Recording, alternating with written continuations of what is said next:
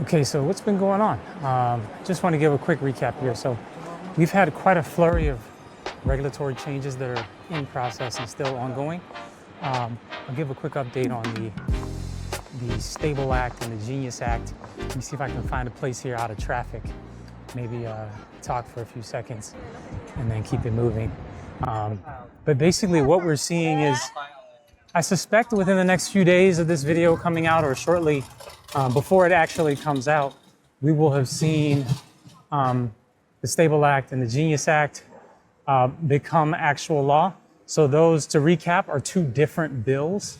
One takes more of a federal government centralized approach, consumer protection, and then one offers, this is all at a high level, so I've got full write-ups on each and the changes that we've seen in each, so I'm just summarizing here. But there'll be links on my site or on my channel where you can double click into the details of all that.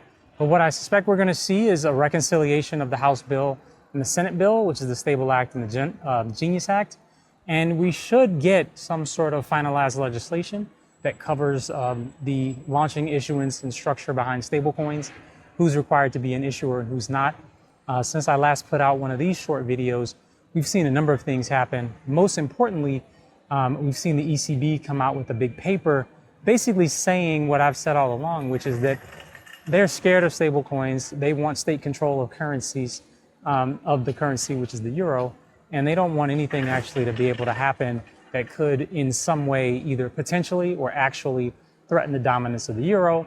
And they've effectively come out in the paper and said that MiCA is really the intent to smother the digital asset ecosystem in Europe. So, you know, query whether or not, if you're a builder in the space on that continent, whether or not it's going to make sense long term for you to have your business, project, economic exposure, etc., based in the country, when the powers that be have said that the stated purpose of these rules is to literally kill your industry and not to allow you to win. So, you know, that's a real uphill battle. I think it's really a policy / philosophical question of what, you know, people envision for, you know, their relationship with the state, which is really beyond the purpose of my content, my channel. But it is a very interesting discussion to see in the context of, let's say, the approach that the US is taking, how the UAE, Dubai, et cetera, is taking.